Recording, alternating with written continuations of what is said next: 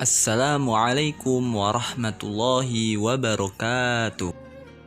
Bismillahirrahmanirrahim. Alhamdulillahi rabbil alamin. Allahumma salli wa sallim ala Sayyidina Muhammadin wa ala ali Sayyidina Muhammad. Pelajaran kali ini kita akan langsung ke pembahasan puasa halaman 23 guna mengikuti KD yang ditetapkan oleh pemerintah, yaitu pelajaran fikih. Oke. Qala musannifu rahimahu ta'ala wa nafa'na bihi wa bi ulumihi fid dharaini amin ya rabbal alamin. Kitabus siyami. Kitab menjelaskan puasa. Nah, sekarang kita akan mengetahui dan akan membahas tentang puasa, dari apa syarat wajibnya, ketentuannya bagaimana, rukunnya, perkara yang membatalkan puasa itu apa, dan orang yang boleh untuk tidak puasa itu siapa saja. Nah, wasyaraitu wujubis siyami, adapun syarat-syarat kewajiban puasa. Adapun syarat-syarat kewajiban puasa adalah satu asya'a, itu 3 perkara. Jikalau ada orang tidak memenuhi 3 perkara ini, maka dia tidak wajib untuk berpuasa. Yang pertama, al-islamu Islam. Al-islamu Islam, orang muslim. Wal buluhu, dan balik. Nah, balik itu orang yang sudah umurnya 15 tahun atau sebelum 15 tahun sampai ke minimal itu 9 tahun, dan dia sudah haid bagi perempuan atau mimpi basah bagi perempuan dan lelaki. Umumnya adalah lelaki kalau mimpi basah. Nah, itu seperti itu. Jadi saya simpulkan kalau balik itu yang maksimal umurnya itu 15 tahun dan minimal umurnya itu 9 tahun yang sudah pernah mimpi basah atau sudah haid. Kemudian wal aqlu, dan berakal, punya akal. Otomatis apa? Akalnya sempurna, tidak idiot dan tidak gila. Nah, itu adalah syarat kewajiban puasa, syarat yang orang wajib untuk berpuasa. Kemudian wa faraidus saumi, adapun fardu puasa. Adapun fardu puasa. Fardu itu maksudnya rukun. Rukun puasa arba'atu asya'a, itu 4 perkara. Yang pertama an-niyatu, niat. Wal imsaku, dan menahan. Wal imsaku, dan menahan. Anil akli, dari makan. Anil akli, dari makan. Wasyurbi, dan minum. Wal jima'i, dan jima'. Wal jima'i, dan jima'. Wa ta'amudul qai'i, dan menyengaja muntah. Wa ta'amudul qai'i, dan menyengaja muntah. Nah, adapun rukun-rukun puasa itu ada 4 perkara. Jikalau 4 perkara ini kok kurang salah satu atau kurang semuanya, otomatis puasanya tidak sah. Apa itu? Yang pertama, niat. Nah, niat puasa itu harus ditaruh di malam harinya. Artinya malam hari itu sejak kapan, Ustaz? Sejak maghrib. Nah, sejak maghrib kita semisal, wah nanti saya akan puasa Ramadan, besok akan puasa Ramadan, itu udah sah. Nah, maksudnya malam berarti maghrib sampai sebelum subuh. Jikalau ada orang puasa Ramadan kok niatnya sampai kelewatan, belum niat di malam hari, otomatis niatnya tidak sah. Kemudian yang kedua, dia menahan dari sesuatu yang dimakan atau yang diminum. Nah, menahan makan, menahan minum, kemudian menahan jima. Jima itu berhubungan suami istri, itu ditahan. Nah, kemudian yang terakhir, dia tidak menyengaja untuk muntah. Paham? Kalau semisal dia naik mobil muntah Ustadz gimana? Kalau tidak disengaja ya nggak batal. Namun jikalau dia yakin nanti kalau dia pergi naik mobil kok muntah, dia malah sengaja untuk naik mobil, ya ketika muntah nanti ini bisa batal, paham tuh? Itu sama halnya dia menyengaja untuk muntah. Nah, oke. Walladzi yafturu bihi as-shaimu, adapun sesuatu yang membatalkan orang yang berpuasa, sesuatu yang membatalkan puasa itu berapa? Asyaratu asya'a, itu 10 perkara. Yang pertama, perkara yang membatalkan puasa, yang pertama ma wasala amdan, sesuatu yang telah sampai dengan disengaja, ilal jaufi, ke dalam perut, warroksi, ke dalam kepala. Sesuatu yang disengaja untuk dimasukkan ke perut, yaitu melalui lubang-lubang, artinya lubang mulut, lubang hidung, lubang yang bawah itu. Nah, itu juga membatalkan. Dan juga yang masuk ke dalam kepala. Kepala itu apa ya? Lubang telinga, seperti itu. Itu. Wal huqnatu, dan memasukkan obat fi ahadis sabilaini, pada salah satu dua jalan. Dua jalan apa? Jalan depan, jalan belakang. Alat kemaluan itu jalan depan, kemudian anus itu jalan belakang. Kemudian wal qai'u, dan muntah. Wal qai'u, dan muntah amdan, dengan disengaja. Wal wad'u, dan wati, jima. Wal wad'u, dan wati atau jima, hubungan suami istri, amdan, dengan disengaja.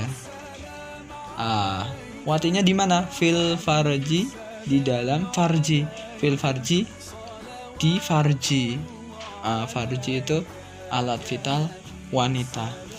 Kemudian wal inzalu, dan keluar sperma. Wal inzalu, dan keluar sperma. An mubasyaratin, dari berhubungan. An mubasyaratin, dari berhubungan kulit sama kulit, saling bersentuhan gitu. Saling bersentuhan, berhubungan kulit sama kulit. Kemudian wal haidu, dan haid. Wal haidu, dan haid. Wan nifasu, dan nifas. Wal jununu, dan gila.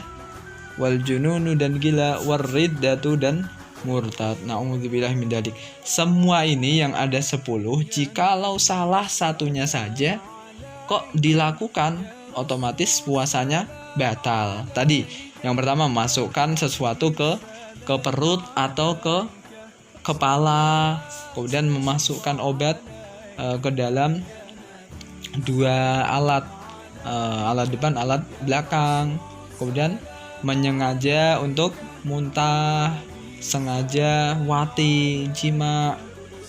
Kemudian inzal, mengeluarkan sperma dengan disengaja, seperti onani, naudzubillah, itu juga membatalkan. Kemudian haid, walaupun tidak disengaja, haid itu kan sebuah tabiat wanita.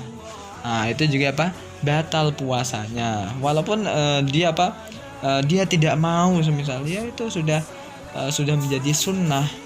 Dan sunnahnya orang perempuan itu haid. Kemudian wan nifas, sudah nifas. Orang baru melahirkan, habis melahirkan keluar darah, itu namanya nifas. Kemudian wal jununu, gila juga. Ada orang gara-gara semisal sahurnya kekenyangan, pas pagi dia gila, hilang akalnya, otomatis batal. Kemudian yang terakhir adalah riddah. Riddah itu apa Ustadz? Riddah itu keluar dari agama Islam, asalnya muslim pindah agama, naudzubillah min dzalik. Nah, itu membatalkan puasa. Kemudian kita membahas tentang kesunahan puasa. Kesunahan dalam puasa itu apa? Wa yustahabbu, dan disunahkan fis shaumi, dalam berpuasa. Ketika kita dalam keadaan berpuasa itu disunahkan salah satu asya'a, 3 perkara. Disunahkan 3 perkara. Apa itu? Ta'jilul fitri. Ta'jilul fitri, menyegerakan berbuka. Ta'jilul fitri, menyegerakan berbuka. Artinya menyegerakan berbuka itu adalah ketika sudah masuk waktu maghrib kita langsung buka, nggak usah menunggu, itu tidak usah menunggu. Bukan yang dimaksud menyegerakan buka itu sebelum maghrib dia sudah buka dulu, ya itu batal puasanya. Puasanya malah batal. Yang dimaksud adalah ketika sudah masuk waktu maghrib, yaitu biasanya itu ada azan atau ada sirine, itu langsung minum. Itu sunnah. Wah, saya kuat Ustadz, saya bisa tahan lama, nggak usah makan. Ya namanya itu sunnah. Sunnah itu harus diamalkan ketika kamu ingin mendapatkan pahala. Kalau kamu nggak ingin mendapatkan pahala, semisal ya udah, seperti itu. Kemudian wa ta'khirus sahuri, dan mengakhirkan waktu sahur. Artinya mengakhirkan waktu sahur, ketika kita sahur maksudnya itu apa? Mengakhirkan sahur yaitu kita makan sahurnya itu di akhir waktu sahur. Itu di akhir waktu sahur, artinya tidak kok mepet banget adzan, enggak. Ketika adzan langsung kita stop. Ya enggak, itu malah makruh nanti jadinya. Pokoknya ada selisih semisal 5 menit sebelum adzan kita masih makan, habis itu kita berhenti sebelum 5 menit. Itu seperti itu. Kalau biasanya Nabi itu melakukan sahurnya di akhir, dikasih waktu ketika nanti selesai sahur sama waktu subuh itu dikasih waktu kurang lebih kita membaca Al-Quran 50 ayat. Nah, itu jarak kesunahan antara sahur sama waktu subuh. Makanya di kita dikenal dengan imsak, al-imsak, seperti itu kan biasanya. Itu maksudnya kita menahan. Imsak itu menahan, kita sudah tidak makan sahur lagi. Bukan berarti tidak boleh makan lagi, tapi kita sunnahnya menyudahi. Habis itu kita baca Al-Quran kurang lebihnya 50 ayat yang sederhana, atau yang ayat-ayat yang biasa, tidak pendek, tidak panjang. Kemudian yang ketiga, watarkul hujri, dan meninggalkan kotor, dan meninggalkan yang kotor, minal kalami, dari ucapan. Watarkul hujri, dan meninggalkan yang kotor, yang tidak disukai, minal kalami, dari ucapan. Ketika kita puasa kok malah ngomong-ngomongin, menghina, ucapan-ucapan yang kotor, itu berarti apa? Gak baik. Itu bisa menggugurkan amal puasa. Maka dari itu sunnahnya udah mendingan diam kalau nggak bisa ngomong yang baik. Itu. Kemudian kemakruhan puasa, wa yukrahu, dan kemudian keharaman puasa.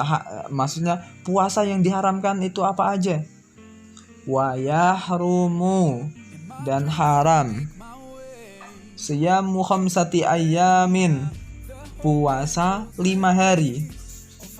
Ada 5 hari yang haram untuk digunakan berpuasa. Maksudnya seperti itu. Apa itu 5 hari itu? Yang pertama, al-idani, 2 hari raya. 2 hari raya, Idul Fitri dan Idul Adha. Gak boleh puasa. Kalau ada orang puasa saking, wah ini saya orang yang solih, saya adalah orang yang gini-gini, wah saya akan puasa terus. Nah, itu bukan solih, tapi itu orang jahil, orang tidak tahu, orang bodoh. Makanya harus belajar, mengaji, Kemudian wa ayyamu tasyriqi, dan hari tasyrik. As-salah satu yang ada 3, salah satu 3. Nah, tadi yang pertama 1 dan 2 itu Idul Fitri, Idul Adha. Kemudian yang 3 adalah hari tasyrik. Hari tasyrik itu kapan, Ustaz?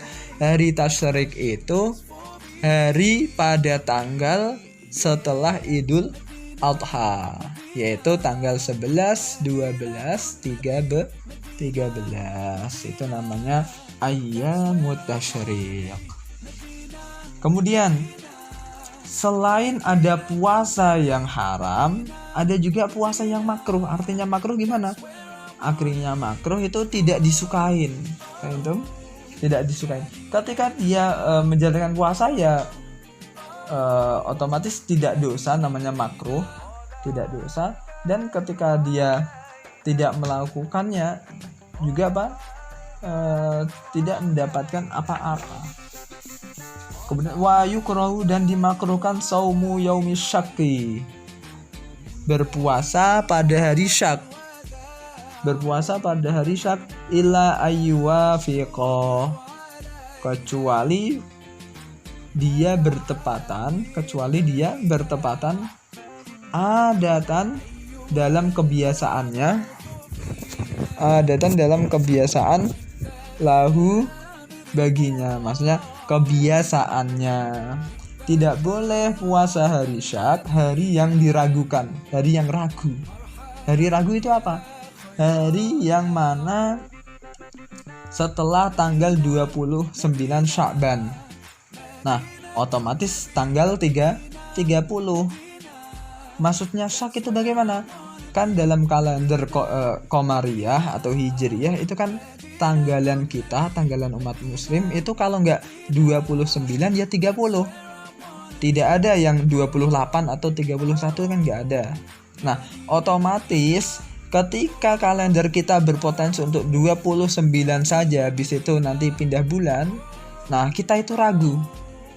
Setelah 29 itu apakah masih Sya'ban yaitu tanggal 30 atau sudah tanggal 1 yaitu masuk pada bulan Syawal. Nah, gara-gara ini orangnya ragu, orang-orang itu pada ragu, ini dinamakan syak. Syak itu ragu, hari keraguan, hari ragu. Makanya ketika seperti itu, kok ada orang puasa, itu hukumnya makruh. Kecuali kalau kebiasaannya dia itu memang suka menjalankan puasa. Semisal ketepatan pada waktu hari syak itu adalah hari Kamis. Nah, dia itu semisal di pesantren sudah biasa puasa hari Kamis. Nah, ketepatan di situ hari Kamisnya tanggal setelah 29 ya, 30 kan. Nah, ini dia tidak dimakruhkan, boleh untuk menjalankannya seperti itu. Wallahu alam bishawab. Assalamualaikum warahmatullahi